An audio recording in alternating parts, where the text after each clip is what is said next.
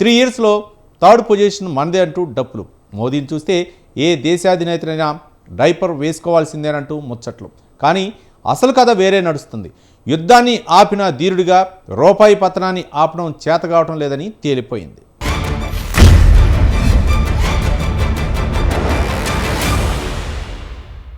చెప్పనించుక ఛాతీ, మోదీ మేరా పీచే, మోదీ మాలూమ్ థేరెక్ ఇవి లోటస్ లీటర్ల డైలాగ్స్. ప్రపంచ యుద్ధాలనే ఆపిన 56 ఇంచుల ఛాతీకి రూపాయి పడిపోతుంటే ఆపలేకపోతున్నారని తేలిపోయింది. రోజుకో 2 పైసలు గంగపాలవుతుంటే అదే గంగలో మునిగిన మోదీకి మాత్రం అందులో పడిపోతున్న పైసలు కనిపించడం లేదు. నువ్వే కావాలి, నువ్వంటే నాకిష్టం అంటూ ట్రంప్ను కౌగిలించుకుంటే ఆడు దొరికిందే ఛాన్స్ అని చెప్పన్ ఇంచును గిల్లేస్తున్నాడు. అబ్బా నొప్పి అంటే గిల్లితే గిలించుకోవాలి, అరవకూడదు అంటున్నాడు. 56 సరిపోదు 87 చేసుకో అంటూ నలిపేస్తున్నాడు. మోజుపడి తెచ్చుకున్న మొగుడు కదా, ఏం చేయలేక ఉవ్వు ఉవ్వు అంటూ ఊదుకుంటున్నాడు మోదీ.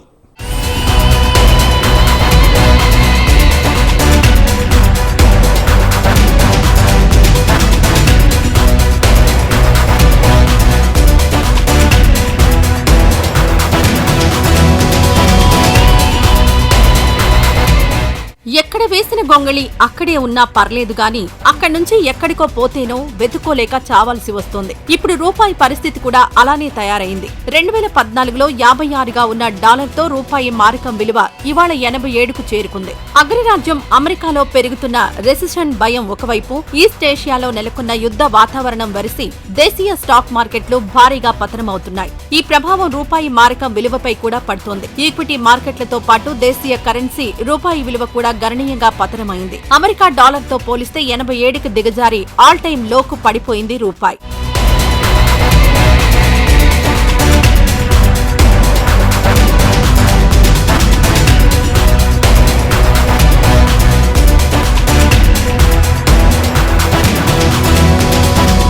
అమెరికన్ డాలర్తో పోల్చితే రూపాయి మారకం విలువ పతనం కావడానికి ప్రధాన కారణం ఆ దేశపు ఫెడ్ రిజర్వ్ వరుసగా 3 సార్లు వడ్డీ రేట్లను పెంచడం. ద్రవ్యోల్బణాన్ని అదుపు చేయడం కోసం అమెరికా వడ్డీ రేట్లను పెంచుతూ పోతూ ఉండడంతో డాలర్ బలపడుతోంది. దాంతో రూపాయి నేలచూపులు చూస్తోంది. పరిస్థితి ఇలాగే కొనసాగితే విదేశీ పెట్టుబడిదారులు తమ పెట్టుబడులను ఉపసంహరించుకునే ప్రమాదం ఉంది. అదే గనుక జరిగితే రూపాయి విలువ మరింత పతనం అవుతుంది. ఇలాంటి పరిస్థితుల్లో రూపాయిని బలపరచడం కోసం తదుపరి ద్రవ్య పరపతి సమీక్షలో ఆర్బీఐ తీసుకోబోయే నిర్ణయాలు కీలకం కానున్నాయి.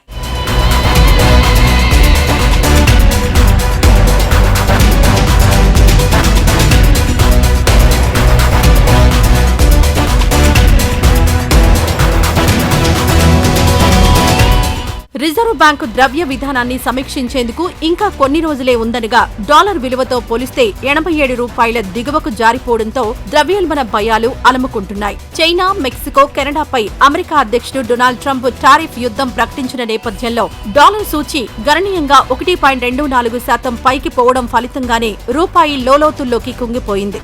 గడిచిన వారం రోజులుగా ట్రేడింగ్ లో అత్యధికంగా నష్టపోయి 87.45గా నమోదైంది. రాబోయే రోజుల్లో మరింతగా పతనమవుతుందని కూడా హెచ్చరికలు వెలువడుతున్నాయి. రూపాయి విలువ పడిపోవడం వల్ల డాలర్ కొనుగోలు మరింత కష్టతరమవుతోంది. దిగుమతుల చెల్లింపు భారమవుతోంది.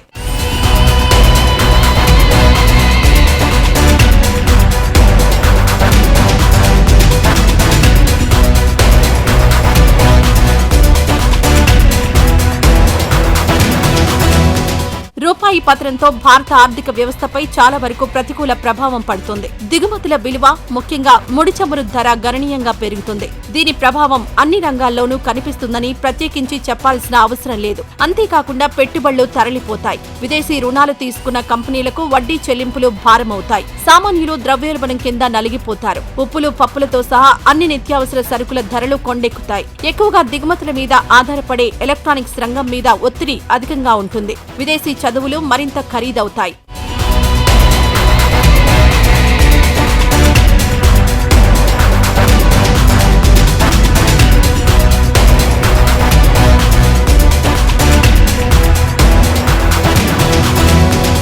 బ్రిక్స్ చొరవలో భాగంగా డాలర్ మారక నుంచి వైదొలగాలని భారత్ భావిస్తోంది. అలా డాలర్ను వదిలేస్తే భారత్ దిగుమతులపై టారిఫ్ పెంచుతానని అమెరికా అధ్యక్షుడు డొనాల్డ్ ట్రంప్ ఎన్నికల ప్రచారం జరుగుతున్న రోజుల్లోనే హెచ్చరించారు. ఆ తాకీదు కార్యరూపం దాలిస్తే పరిస్థితి ఎలా ఉంటుందో ఊహించుకోవచ్చు.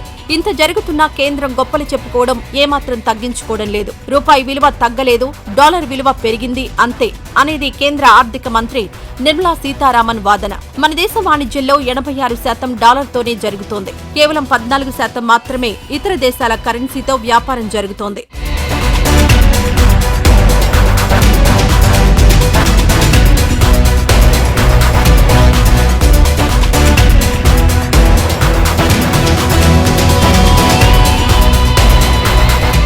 స్టాక్ మార్కెట్ల నుంచి విదేశీ సంస్థాగత మదుపరులు తమ నిధులను ఉపసంహరించుకోవడం కూడా భారీగా పెరుగుతున్న వాణిజ్య లోటు మరో కారణంగా చెప్పవచ్చు.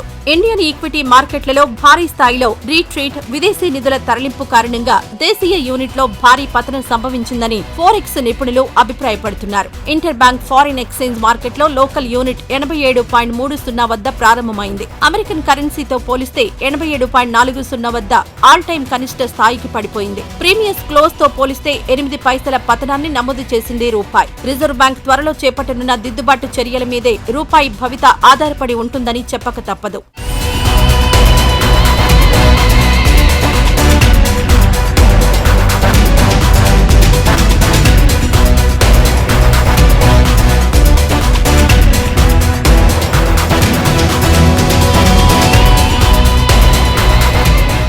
రూపాయి పతనం ఎప్పుడు ఆగుతుంది?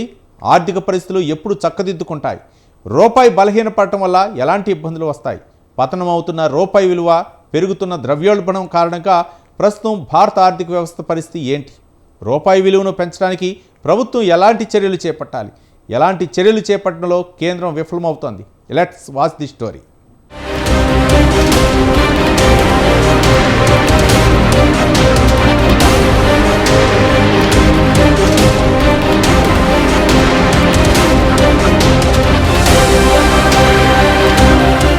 భారత ఆర్థిక వ్యవస్థ ప్రస్తుతం అనేక రకాల సమస్యలను ఎదుర్కొంటోంది.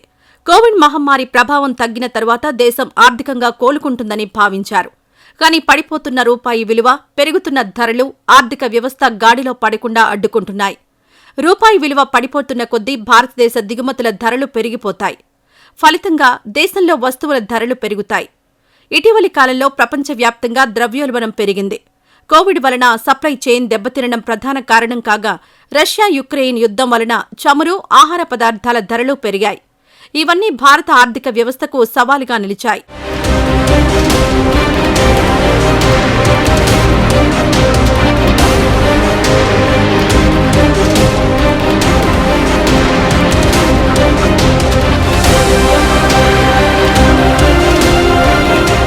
ఆర్బీఐ రెపో రేటును పెంచకపోతే, అంటే పెట్టుబడిదారులకు ఎక్కువ వడ్డీ రేటు ఇవ్వకపోతే వాళ్లు ఇక్కడి నుంచి డబ్బు తీసేసి విదేశాలకు తరలిస్తారు. అమెరికా సెంట్రల్ బ్యాంక్ వడ్డీ రేటు పెంచుతోంది. అందుకే మన దేశం నుంచి డాలర్లు తరలిపోతున్నాయి. సహజంగా పెట్టుబడిదారులు ఎక్కడ ఎక్కువ వడ్డీ లభిస్తుందో అక్కడే పెట్టుబడులు పెడతారు. కాబట్టి మనం వడ్డీ రేటు పెంచి పెట్టుబడిదారులను ఆపకపోతే డాలర్లు తరిగిపోకుండా ఆపలేం. డాలర్లు తగ్గిపోతే రూపాయి విలువ మరింత బలహీనపడుతుంది. దిగుమతులు మరింత ఖరీదవుతాయి. ఫలితంగా దేశంలో ధరలు పెరిగిపోతాయి. ద్రవ్యోల్బణం ఇంకా పెరుగుతుంది.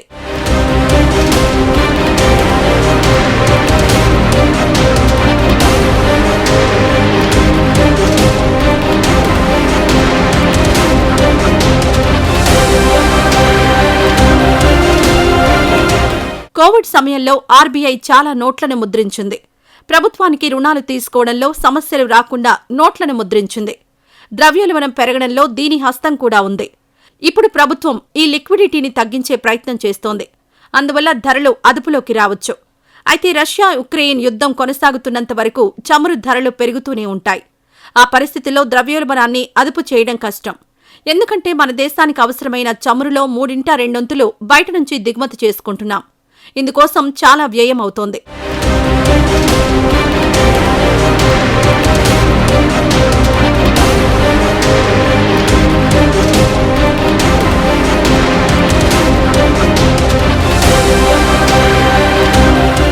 డాలర్ను వదిలించుకోవడానికి ఎన్ని ప్రయత్నాలు చేసినా మనలాంటి దేశాలకు వర్కౌట్ కావడం లేదు. అయితే డాలర్పై అతిగా ఆధారపడాల్సిన పరిస్థితిని మాత్రం తగ్గించుకునే రూట్లు వెతుక్కునే పనిలో భారత్ సహా మరికొన్ని దేశాలున్నాయి. అలా చేసినా ట్రంప్కు కోపం పెరుగుతుంది. ఆల్టర్నేట్ కరెన్సీ కోసం చూస్తున్న దేశాలను టార్గెట్ చేసి మరీ ఎక్కడ కొట్టాలో అక్కడే గురిచూసి కొడుతున్నారు ట్రంప్. బిక్స్ కరెన్సీ తీసుకువస్తే ట్యాక్స్ వార్కు దిగుతామని వార్నింగ్ ఇచ్చారు. ఇప్పటికే రష్యా డాలర్ను వదిలించుకునే ప్రయత్నాలు మొదలుపెట్టగా చైనా కూడా ఇదే దారిలో నడుస్తోంది. అయితే భారత్ మాత్రం దిగుమతులపై ఎక్కువగా ఆధారపడ్డం, భారత్కు ఎగుమతి చేస్తున్న దేశాలన్నీ డాలర్లలోనే చెల్లింపులు జరపాలని కోరుతూ ఉండడంతో మనకు డాలర్ల అవసరం తప్పడం లేదు.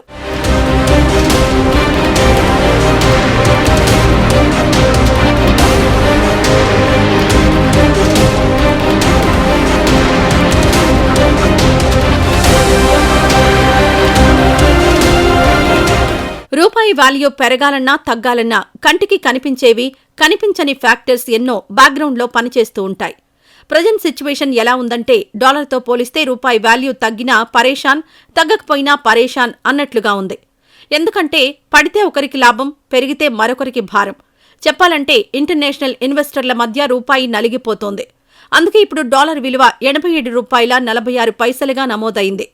ఇది రూపాయి చరిత్రలోనే ఆల్ టైం. ఒక్క డాలర్ $87 తేలిగ్గా తీసుకోవడానికి లేదు.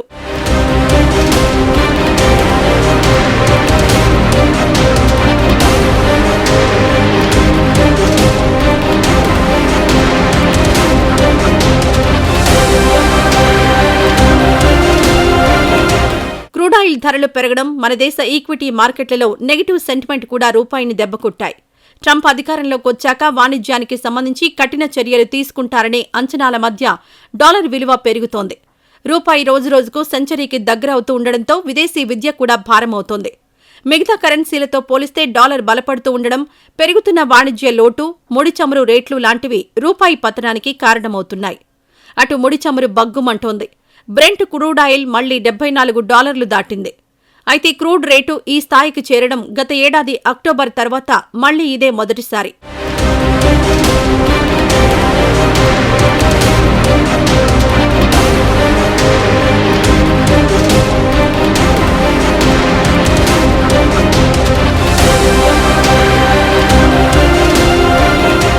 కేంద్ర ప్రభుత్వం రష్యా, యుఏఈలతో పాటు మరికొన్ని దేశాలతో రూపాయిల్లో ట్రేడ్ మొదలుపెట్టింది. డాలర్పై ఆధారపడ్డం తగ్గితే డాలర్ నిల్వలను భారీగా మెయింటైన్ చేయాల్సిన పరిస్థితి తప్పుతుంది. రూపాయికి అంతర్జాతీయ కరెన్సీగా గుర్తింపు సాధించడానికి కేంద్ర ప్రభుత్వం పనిచేస్తున్నా అది అంతగా వర్కౌట్ కావడం లేదు. డాలర్, యూరోల మాదిరిగా రూపాయి అందరి ఆమోదం పొందకపోవడమే కారణం. భారత్కు భారీ వాణిజ్య లోటు కూడా ఉంది. దీంతో మన రూపాయి విలువపై నెగిటివ్ ఇంపాక్ట్ చూపుతోంది. పైగా డాలర్ను వదిలేయడం రష్యా, చైనా వంటి వాటితో పోలిస్తే ఇతర దేశాలకు అనుకున్నంత ఈజీ కాదు.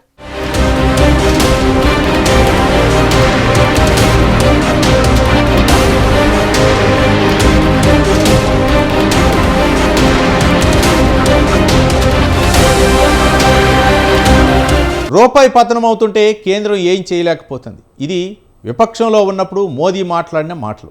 కానీ ఇప్పుడు అదే మోదీ రూపాయి పతనం అవుతుంటే ఒక్కటంటే ఒక్క మాట కూడా మాట్లాడటం లేదు.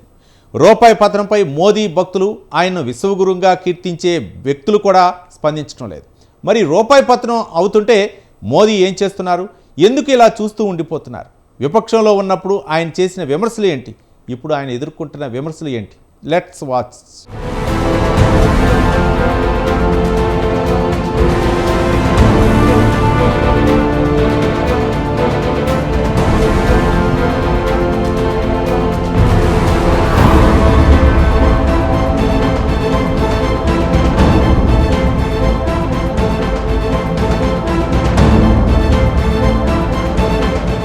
రూపాయి పతనంలో రికార్డుల మీద రికార్డులను బద్దలు కొడుతుంటే ప్రధాని నరేంద్ర మోడీ మాటా పలుకు లేకుండా గుడ్లప్పగించి చూస్తున్నారు. మోడీ అంటే విశ్వగురువు గనుక ఇలాంటి చిన్న చిన్న విషయాలను పట్టించుకోరని, ప్రపంచ రాజకీయాలను చక్కపెడుతున్నారని అనుకున్నాం. ఆర్థిక మంత్రి నిర్మలా సీతారామన్, ఇతర పెద్దలు ఏమయ్యారు? నరేంద్ర మోడీ గురించి చరిత్రలో ఇప్పటికే అనేక వైఫల్యాలు నమోదయ్యాయి. రూపాయి పతనం గురించి తాను మాట్లాడిన మాటలను జనం మర్చిపోయి ఉంటారన్న గట్టి నమ్మకంతోనే మోడీ ఉన్నట్లు కనిపిస్తోంది. బీజేపీ ప్రచార కమిటీ నేతగా 2014 ఎన్నికలకు ముందు రూపాయి పతనాన్ని కాంగ్రెస్ పై దాడికి ఒక ఆయుధంగా వాడుకున్నారు.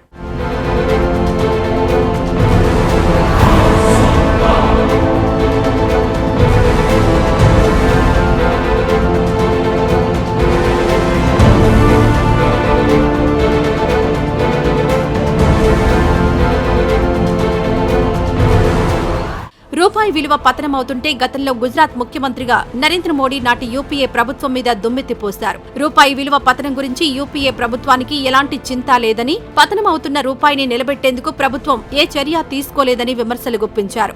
మోడీ ఈ ఆరోపణలు చేసిన రోజు డాలర్కు రూపాయి విలువ 64గా ఉంది. మోడీ 10 ఏళ్ల ఏలుబడిలో 23 రూపాయలు పతనమై 87కు దిగజారింది. जिस प्रकार से डॉलर मजबूत होता जा रहा, रुपया कमजोर होता जा रहा, विश्व व्यापार में भारत टिक नहीं पाए। हमारे व्यापारी जो माल बाहर भेजते हैं, हमारे व्यापारी जो माल बाहर से लाते हैं, इस बोझ को सह नहीं पाएंगे। इवन भारत सरकार जो चीजें लाती है, भेजती है, उसको सहना मुश्किल है। और दिल्ली की सरकार जवाब नहीं दे रही कि नेपाल का रुपया कोई प्रॉब्लम नहीं, बांग्लादेश की करेंसी को कोई प्रॉब्लम नहीं, पाकिस्तान की करेंसी को कोई प्रॉब्लम नहीं, श्रीलंका की करेंसी को कोई प्रॉब्लम नहीं है। हमारे अड़ोस पड़ोस में छोटे देशों को भी डॉलर के मुकाबले में कोई नुकसान नहीं हो रहा है। देश जानना चाहते ऐसा क्या कारण है कि आज अकेला हिंदुस्तान का रुपया डॉलर के मुकाबले गिरता ही चला गया और क्यों चला गया? और मैंने साफ मांग की, ये सिर्फ आर्थिक कारणों से नहीं हुआ है, ये आपकी भ्रष्ट राजनीति जो चली है दिल्ली से, उसका इसके अंदर बहुत गंभीरता से आरोप लगाना। పార్లమెంట్లో బీజేపీకి దానికి వంతపాడుతున్న పార్టీల బలాన్ని బట్టి 2029 వరకు మధ్యలో అనూహ్య రాజకీయ సంక్షోభం ఏర్పడితే తప్ప మోడీ పదవికి ఎలాంటి డోకా ఉండదు. 10 ఏళ్ల క్రితం రూపాయి విలువ పతనం గురించి గుండెలు బాదుకున్న నరేంద్ర మోడీ 15 ఏళ్లు అధికార వ్యవధిని పూర్తి చేసుకునే నాటికి 101కి పతనం అవుతుందని ద్రవ్య వ్యాపార నిపుణులు చెబుతున్నారు. రూపాయి పతన చరిత్రను చూసినప్పుడు ఇంకా ఎక్కువ మొత్తంలో దిగజారేందుకే అవకాశం ఉంది తప్ప బలపడే లక్షణాలు కనిపించడం లేదు.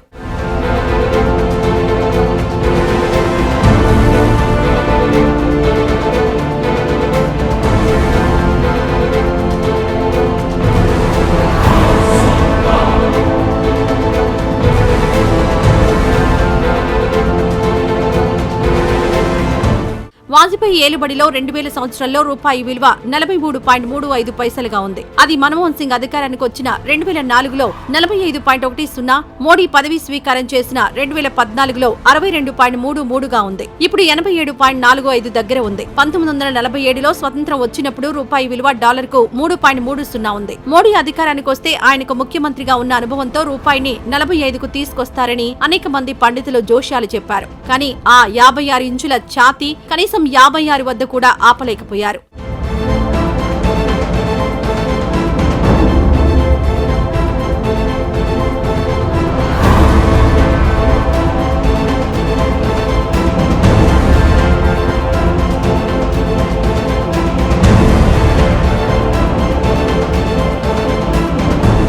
ఎవరు చెప్పినా అంకెల తేడాలున్నప్పటికీ రూపాయి పతనం వాస్తవం. రూపాయి పతనాన్ని అరికట్టేందుకు చర్యలు తీసుకుంటున్నట్లు ఆర్బీఐ చెబుతున్నప్పటికీ ఎలాంటి ఫలితం కనిపించడం లేదు. వర్తమాన ఆర్థిక సంవత్సరంలో డాలర్కు 84 దాటకుండా చూడాలని లక్ష్యంగా చెప్పుకున్నప్పటికీ ఇప్పటికే 87 వరకు రావడాన్ని చూశాం. రోగ నిరోధక శక్తి సన్నగిల్లితే అన్ని రకాల జబ్బులు వస్తున్నట్లు కరెన్సీ విలువ పతనం కూడా ఆర్థిక వ్యవస్థకు అలాంటిదే.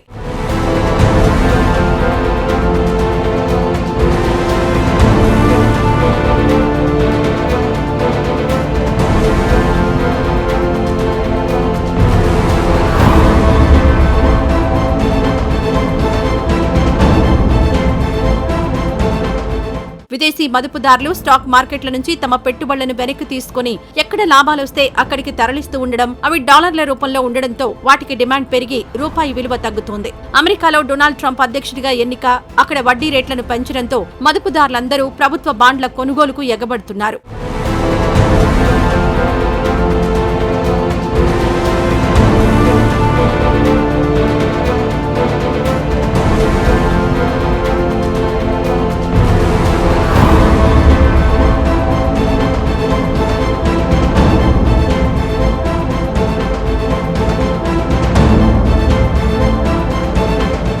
ట్రంప్ మేరా దోస్త్, ఇది మోదీ మాట. ఇప్పుడు ఆ ట్రంప్ వల్లే భారతదేశం వాణిజ్యపరమైన ఇబ్బందులు ఎదుర్కొంటుంది. ద్వైపాక్షిక సంబంధాలు మరిచి ట్రంప్తో చట్టాపట్టాలు వేసుకొని తిరిగిన మోదీని ట్రంప్ పట్టించుకోవటం లేదు కదా, కనీసం పరిగణలోకి కూడా తీసుకోవటం లేదు. చైనా మాదిరిగానే భారత్ పైన పన్నులుంటాయన్న ట్రంప్ హెచ్చరికలతో అమెరికా దిగుమతులపై ఉన్న ఫలంగా పన్నులు తగ్గించింది మోదీ సర్కార్. ఈ పన్నుల భారమే ఇప్పుడు రూపాయి పతనానికి కారణమైంది.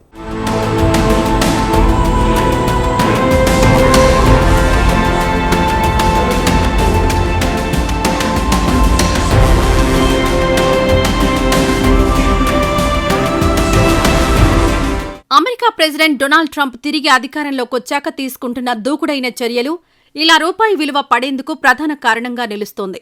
అమెరికా తన ప్రధాన వాణిజ్య భాగస్వాములైన కెనడా, మెక్సికో, చైనా వంటి దేశాలపై సుంకాల విధింపుతో డాలర్ బలపడుతోంది. ఇదే సమయంలో డాలర్పైనే ఎక్కువగా ఆధారపడి ఉన్న ఆసియా కరెన్సీలు పతనమవుతున్నాయి.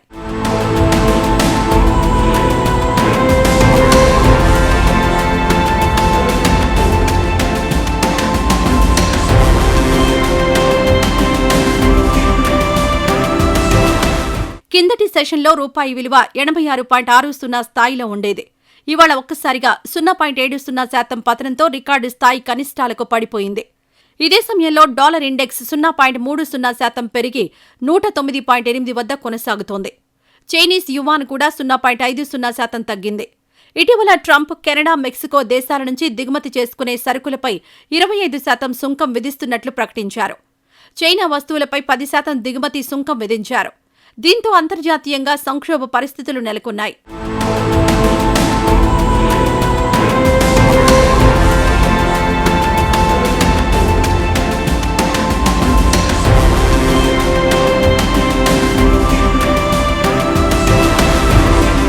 అమెరికా అధ్యక్షుడిగా బాధ్యతలు తీసుకున్నాక ట్రంప్ ప్రకటిస్తున్న నిర్ణయాల వల్ల డాలర్ ఇంకా బలపడి వర్ధమాన దేశాల కరెన్సీలు మరింత బలహీనపడే పరిస్థితి కనిపిస్తోందని పరిశ్రమ వర్గాలు చెబుతున్నాయి.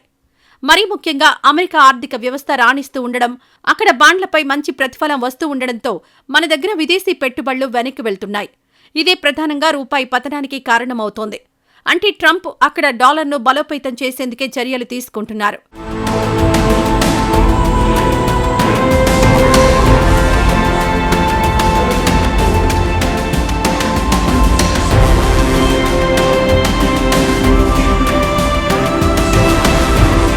ట్రంప్ ప్రసంగాలు, చర్యలు, సుంకాలు, బెదిరింపుల పర్యవసనాలతో రూపాయి నేలచూపులు చూస్తుంటే ప్రధాని మోడీ నోరు విప్పడం లేదు.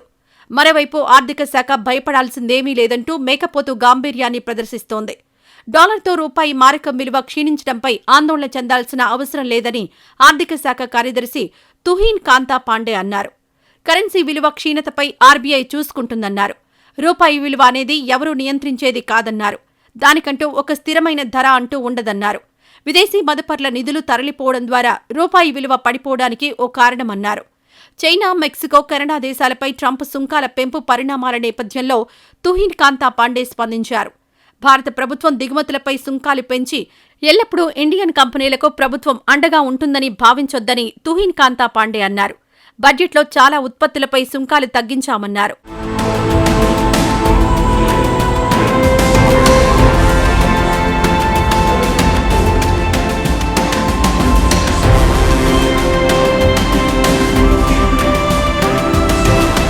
భారత్కు ట్రంప్ ప్రభుత్వం వ్యూహాత్మక భాగస్వామి అని గొప్పలు చెప్పుకుంటున్న బీజేపీ ప్రభుత్వ వర్గాలకు ట్రంప్ టారిఫ్ల చర్యలతో రూపాయి పతనం, మార్కెట్ల క్షీణతతోనైనా మేలుకొలుపు కావాలని నిపుణులు సూచిస్తున్నారు.